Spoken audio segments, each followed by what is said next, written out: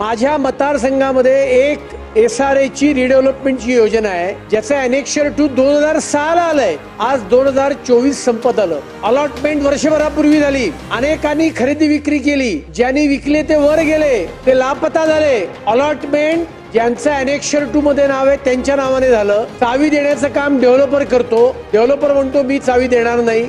आणि अध्यक्ष महोदय, मी माझ्या मतदारसंघामध्ये एकाच स्कीम मध्ये 150 लोकांना डेव्हलपरकडे पत्र दिली की तुम्ही यांना चावी द्या, जबाबदारी मी स्वीकारतो. आणि त्यामुळे अध्यक्ष महोदय, हा अत्यंत गंभीर प्रश्न आहे. ज्यांनी अनेक्शर 2 मध्ये आपलं नाव आणलं, ज्यांनी SRAच्या पुनर्निर्माणाला मदत केली, त्यांना आशिष शेलार बोलले त्याप्रमाणे शिक्षा.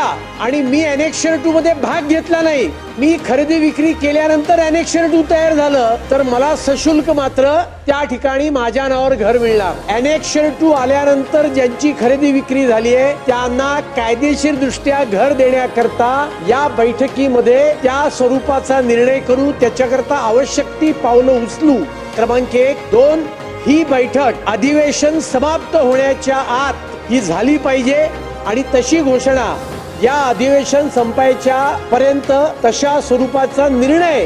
आणि या बैठकीमध्ये अनेक्शर 2 मधल्या लोकांबरोबरच उपनगरातल्या भाडेकरू इमारतींचा महामंडळ करणं आणि PTC PAP कन्व्हर्ट करणं, याच्याकरता या सदनामध्ये वारंवार प्रश्न उपस्थित केले जात आहेत. या दोन्ही गोष्टींचा विचार माननीय मुख्यमंत्र्यांबरोबरच्या बैठकीत करणार का? तो मी निर्णय देऊ शकणार नाही.